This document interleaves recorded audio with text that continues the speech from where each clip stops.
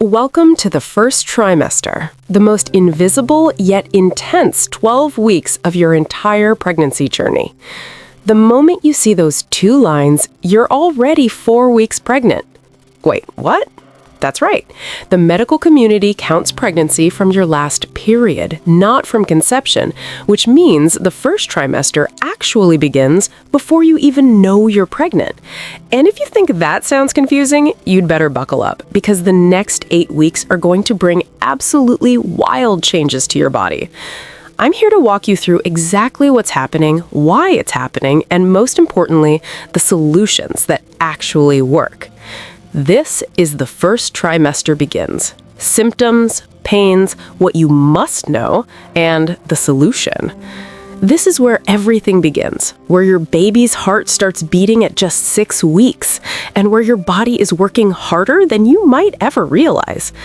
In the sense that your breasts are tender, you're exhausted by 10 in the morning, and that wave of nausea, it hits you out of nowhere, even when you haven't eaten a thing.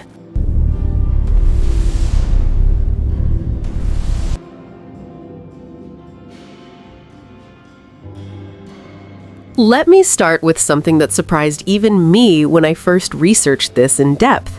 Number 1, your blood volume increases by almost 50% during the first 12 weeks. That is right, 50%. Number 2, your heart is pumping harder, your kidneys are filtering more waste, and your hormones, especially human chorionic gonadotropin, or HCG, and progesterone, are surging at levels your body has never experienced before. Now, let us talk about the symptom that gets all the attention: morning sickness. Except it's not just morning sickness, is it? For about 70 to 80% of pregnant people, nausea can strike at any time of day or night. The NHS notes that this peaks between weeks 6 and 12, and while it's deeply uncomfortable, it's actually a sign that your pregnancy hormones are doing exactly what they should do. But here's the thing. If you're vomiting multiple times a day, cannot keep fluids down, or are losing weight, you need to talk to your OBGYN or midwife immediately. That could be Hyperemesis gravidarum, a severe form of morning sickness that requires medical intervention. Kate Middleton famously struggled with this during all 3 of her pregnancies, and it's nothing to push through alone. Wait, what about the cramping? This is where so many first-time parents panic, and I completely understand why. You feel those low, period-like cramps, and your first thought is something wrong? Here's the truth. Mild cramping in the first trimester is usually completely normal. As your uterus begins to expand and the ligaments stretch to accommodate your growing baby, you might feel pulling, tugging, or mild aching. The Mayo Clinic reassures us that this is a natural part of early pregnancy.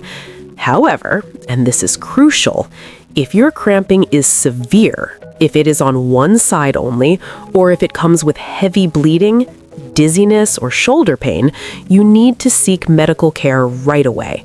These could be signs of an ectopic pregnancy, which is when the embryo implants outside the uterus, usually in a fallopian tube. This is a medical emergency and happens in about 1 to 2% of pregnancies. The key is knowing the difference between normal stretching and something that needs immediate attention. Let us stop here for a while and talk about something that doesn't get nearly enough airtime: the emotional, wild mood swing of the first trimester. Between the hormonal surges, the physical exhaustion, and the fact that many people choose not to announce their pregnancy until after 12 weeks, you might feel incredibly isolated. You're experiencing something monumental, yet you navigate it in silence. If you're feeling anxious, tearful, or even ambivalent about your pregnancy, that doesn't make you a bad parent. It makes you human. Studies published in journals of perinatal mental health show that mood swings and anxiety are extremely common in early pregnancy, and they are valid. Talk to your healthcare provider, lean on your support system, and know that it's okay to not feel glowing and joyful every single moment. Now, what about the solutions? Because it is one thing to know what is happening, but it is another thing entirely to know how to feel better.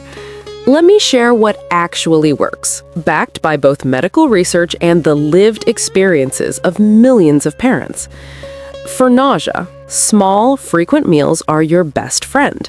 Think of eating every 2 to 3 hours, even if it is just a handful of crackers or a banana.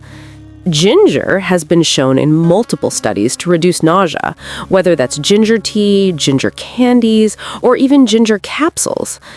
Vitamin B6 supplements, usually around 25 milligrams 3 times a day, can also help, but always check with your OBGYN or midwife before starting any supplement. And here's a trick that sounds odd but works for many people. Eat something bland before you even get out of bed in the morning. Keep crackers or dry toast on your nightstand. Have a few bites, wait 10 minutes, and then get up slowly. For fatigue, I'm going to be honest with you. There's no magic fix. Your body is doing extraordinary work, and rest is not a luxury right now. It's a necessity. If you need to go to bed at 8 in the evening, do it. If you need to take a 20-minute nap during your lunch break, do it. This is not the time to push through or prove how tough you are. Listen to your body. Gentle movement, like a short walk or prenatal yoga, can actually help boost your energy levels. But do not force yourself into intense workouts if you're feeling wiped out.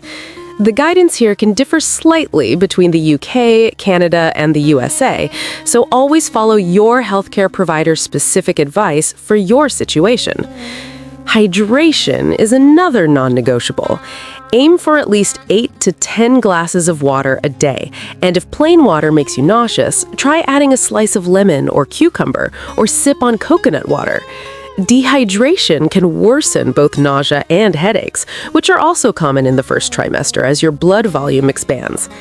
And speaking of headaches, if you're used to reaching for ibuprofen, pause. The general recommendation during pregnancy is to use acetaminophen, also known as Tylenol in the USA or paracetamol in the UK for pain relief, and to avoid NSAIDs like ibuprofen unless specifically directed by your doctor. Let me address the cramping again with a practical solution. A warm, not hot, compress on your lower abdomen can provide relief for mild cramping. Warm baths are also soothing, but keep the water temperature below 100 degrees Fahrenheit or 38 degrees Celsius to avoid raising your core body temperature too much. Magnesium-rich foods like leafy greens, nuts, and bananas can help with muscle relaxation and may ease some of that discomfort. But again, if the cramping feels intense or worrying, trust your instincts and call your healthcare provider.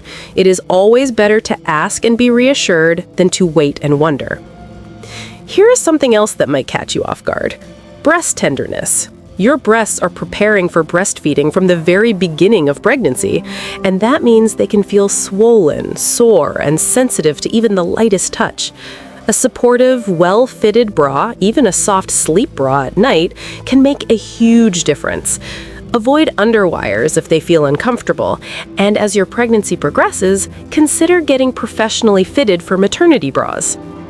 One more thing before we wrap up. Prenatal vitamins.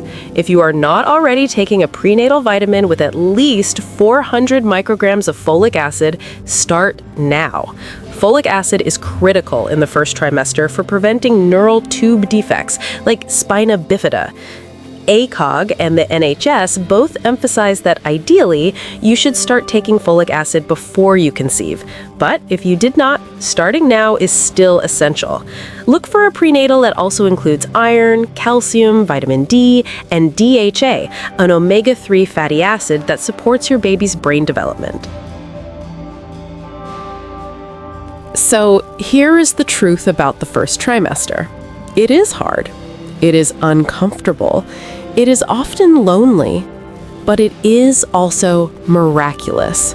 Your body is creating life, cell by cell, heartbeat by heartbeat. And while you might not look pregnant yet, you are absolutely, undeniably, powerfully pregnant. Trust your body, trust your instincts, and never hesitate to reach out to your healthcare provider with questions or concerns. You are not overreacting. You are already being a good parent. If this video helped you today, please like and share it with another mama-to-be. Don't forget to subscribe and join our global community of conscious parents. Join the conversation below. Share your thoughts or experiences, and hit subscribe to never miss the expert tips that make parenthood easier and happier.